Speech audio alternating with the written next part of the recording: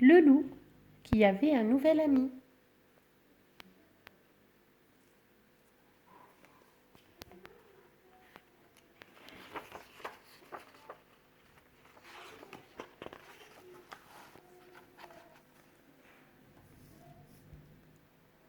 Il était une fois un loup qui adorait les pique-niques.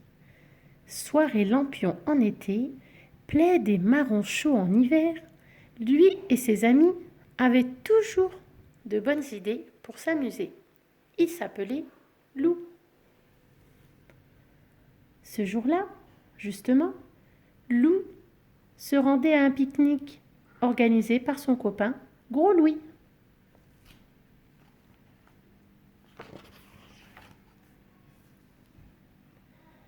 Arrivé près de la cascade, Lou découvrit un étranger installé au milieu de ses amis. C'était un petit loup à lunettes, au pelage gris-blanc, un drôle de loup assurément.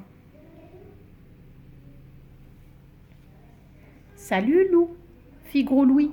Je te présente Louis Blanc. Il arrive de loin et s'est arrêté dans notre forêt pour déjeuner. Enchanté de te rencontrer, fit Loup Blanc, en sautant au cou du loup. Moi aussi, répond Loup, un peu surpris.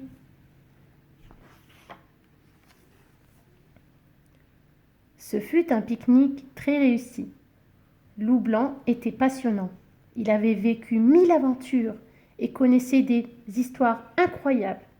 Pour finir, il fit même quelques tours de magie. « Où as-tu appris à faire tout cela ?» demanda Louve impressionné. « Par-ci, par-là, répondit le loup en haussant des épaules. « Et si tu restais quelques jours avec nous ?» proposa alors Loup. C'est ainsi que Loup Blanc s'installa dans la forêt. Au début, Loup trouva cela amusant, mais très vite, cela devient fatigant. Loup Blanc parlait tout le temps. Il suivait Loup partout et surtout, Louve le trouvait vraiment chou. Loup était jaloux, mais Loup n'était pas le seul à être agacé par le petit loup.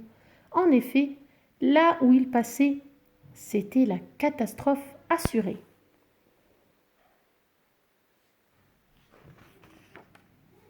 Ainsi, quand Joshua l'invita à prendre le thé, Loup Blanc fut si content qu'il fit des bonds dans toute la maison.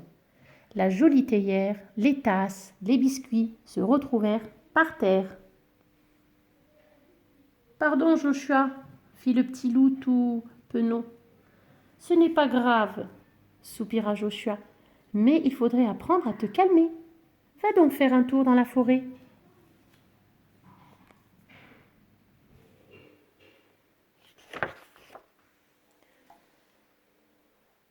Sur son chemin, le petit loup rencontra Valentin. Il bricolait près de la rivière. « Je construis un grand radeau, » expliqua ce dernier. « Je vais organiser un pique-nique sur l'eau. »« Je peux t'aider si tu veux, » proposa Loup Blanc tout excité. « Avec plaisir. Prends le marteau et enfonce le clou. » Hélas, malgré ses lunettes, Loup Blanc n'y voyait pas bien. Pauvre Valentin, c'est son doigt que Loup Blanc avait écrasé.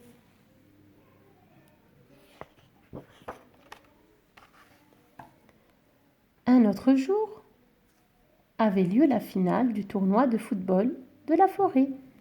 Les loups rencontraient les renards et ils avaient bien l'intention de gagner. « Est-ce que je peux jouer avec vous ?» demanda Loup Blanc. « Parfait, » se réjouit Alfred. « Valentin est blessé, tu vas le remplacer. » Ce fut un match étonnant. Loup Blanc fit le singe avec la balle et marqua 2 buts contre son camp. Cela amusa beaucoup les spectateurs, mais pas du tout les joueurs.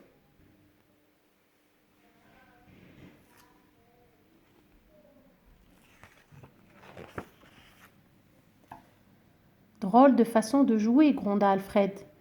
À cause de tes pitreries, nous avons perdu. Tu es une vraie calamité, ajouta Loup, dégoûté. La prochaine fois, reste dans ton coin, termina Valentin. Les yeux de Loup Blanc se remplirent de larmes et tête basse, il s'en alla. Bravo les amis, se fâcha Louve. On dirait que le match vous a ramolli le cerveau. Loup Blanc ne connaît rien au foot, voilà.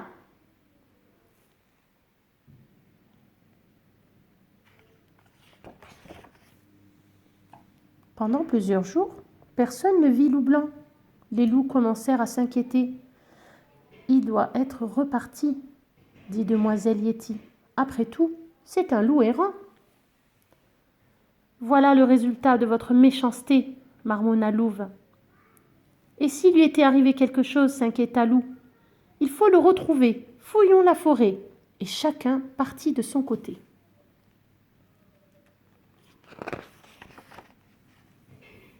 Après avoir longtemps cherché, Loup commença à être fatigué. Mais où est donc passé Loup Blanc? En soupirant, il s'assit sur un rocher pour se masser les pattes, quand soudain, un essaim de guêpes l'attaqua. Piqué de partout par les insectes, le pauvre loup prit la poudre d'escampette. « Aïe, aïe, aïe !» gémit-il en s'arrêtant près de la rivière. « Ça fait mal !» « Oula, te voilà en piteux état !» fit une voix derrière lui. C'était Loup Blanc.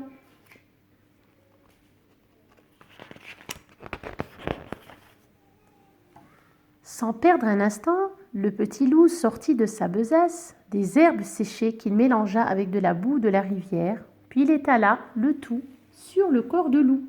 « Ah, merci !»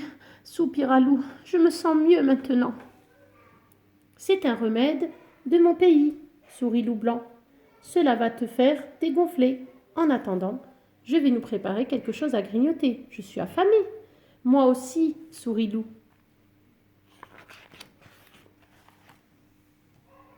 Comme par magie, Loup Blanc fit apparaître des assiettes, des tasses, des couverts et de jolies serviettes. Et des fruits, des biscuits et du chocolat. « J'adore les pique-niques, expliqua-t-il. « Bon appétit, mon ami. » À ces mots, Loup se sentit tout honteux. « Nous n'avons pas été très gentils avec toi, » commença-t-il. « Je suis habitué à ce qu'on ne m'aime jamais, » répondit Loup Blanc tristement. « Je suis petit, j'ai des lunettes, je bouge tout le temps, je suis différent. » Différent, fit Loup. « Regarde-moi avec mon gros orteil et mon petit œil. Et demoiselle Yeti, toute rose, et gros Louis avec son museau rond et son beau bidon. On est tous différents et on a tous plein de talent. Vraiment ?» fit le petit loup. Ni une ni deux, il se précipita sur Loup. « Pas de bisous, par pitié !» rigola ce dernier. C'est à ce moment-là que la bande débarqua. « Le voilà, il est là! Loup l'a retrouvé !» hurla demoiselle Yeti, folle de joie. « Vous aussi, vous me cherchiez ?»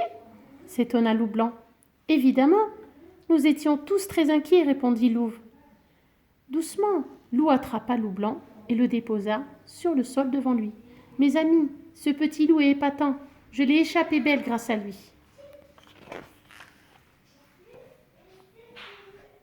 Quelques jours plus tard, les loups se retrouvèrent autour d'un grand pique-nique sur l'eau. Tout le monde s'installa sur le radeau et le loup prit la parole. « On a un nouveau copain, un petit loup très marrant. » On se demandait s'il aimerait rester avec nous pour toujours. « Qui, moi ?» cria Loup Blanc en bondissant partout. C'est ainsi que tout le monde se retrouva à l'eau pour le pique-nique le plus drôle jamais organisé. Parole de loup mouillé. Fin de l'histoire.